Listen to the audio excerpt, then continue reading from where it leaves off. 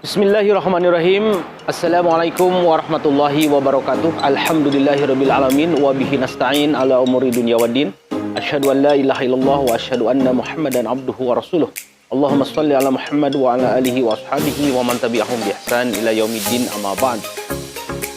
Sobat-sobat Yusuf Rafiki, kembali lagi bersama saya dalam sesi kali ini membahas tentang teologi Islam.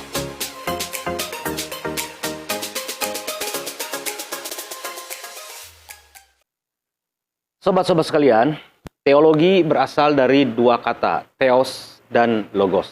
Kata ini berasal dari bahasa Yunani. Theos berarti atau Deus berarti Tuhan yang berada di alam ide. Kemudian logos berarti ilmu. Jadi teologi bisa dimaknai sebagai ilmu tentang ketuhanan. Padanannya dalam Islam bisa diartikan sebagai akidah. Akidah dipahami sebagai sebuah perikatan antara manusia dengan penciptanya.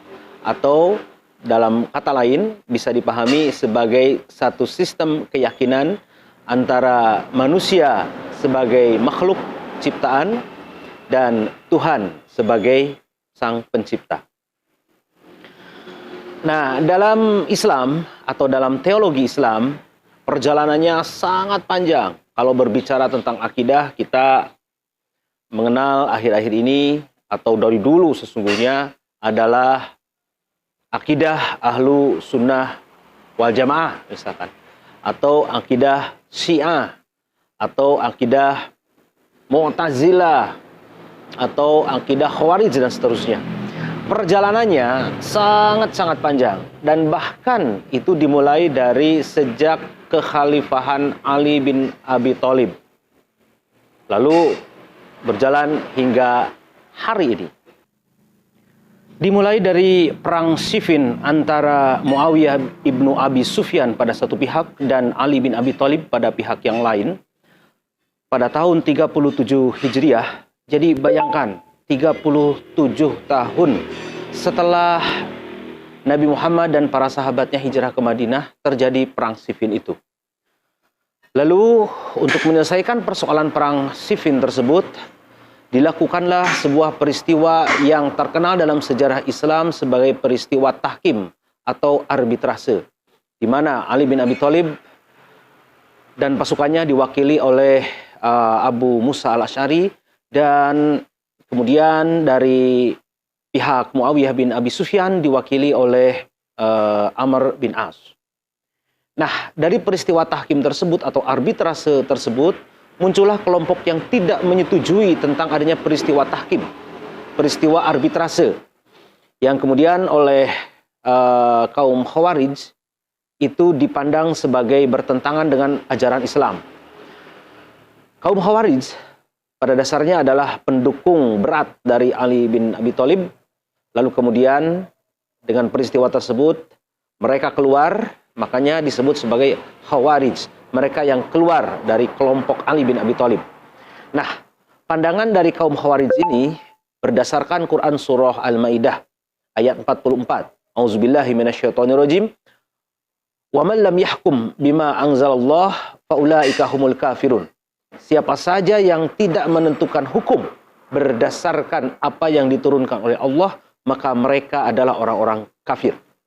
Dengan demikian, berdasarkan pandangan kaum Khawarij dari ayat Quran surah Al-Maidah ayat 44 tadi, maka peristiwa arbitrase tersebut dan mereka yang menyetujui peristiwa arbitrase dipandang sebagai orang-orang kafir. Bagi kaum Khawarij, penyelesaian sengketa dengan arbitrase bukanlah penyelesaian sengketa dengan apa yang diturunkan oleh Allah Subhanahu wa taala.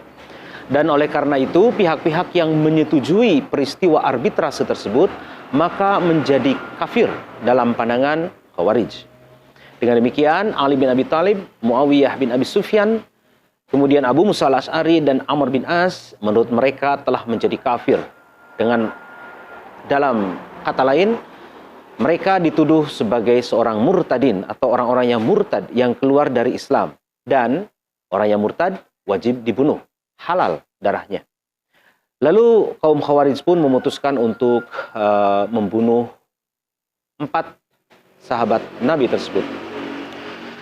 Nah, sementara mereka yang tetap mendukung Ali bin Abi Thalib, yang kemudian disebut sebagai kelompok Syiah, tetap mendukung Ali bin Abi Thalib. Mereka pun mempunyai pandangan yang sama, kurang lebih, bahwa yang tidak mendukung Ali adalah orang-orang yang kafir. Sahabat-sahabat sekalian, penentuan seseorang kafir atau tidak kafir itu yang semula menjadi persoalan politik berkembang kemudian menjadi persoalan ideologis. Pada dasarnya, kafir atau mukmin, ya, kafir adalah yang tidak percaya kepada Allah dan Rasulnya Muhammad SAW, dan mukmin adalah mereka yang percaya kepada Allah dan Rasulnya Muhammad SAW. Itu dipakai oleh kaum Khawarij untuk menuduh mereka yang juga berada dalam Islam. Dengan kata lain, kata kafir dipakai untuk golongan yang tadinya di luar Islam, itu menjadi untuk umat Islam sendiri. Demikian pemahaman dari kaum Khawarij. Demikian tadi seri Teologi Islam sesi pertama yang berbicara tentang Khawarij. Sampai jumpa pada sesi berikutnya dalam seri Teologi Islam bersama saya, Yusef Rafiki. Nasrun minallah wa fathun qarib walhamdulillahirabbil alamin. Wassalamualaikum warahmatullahi wabarakatuh.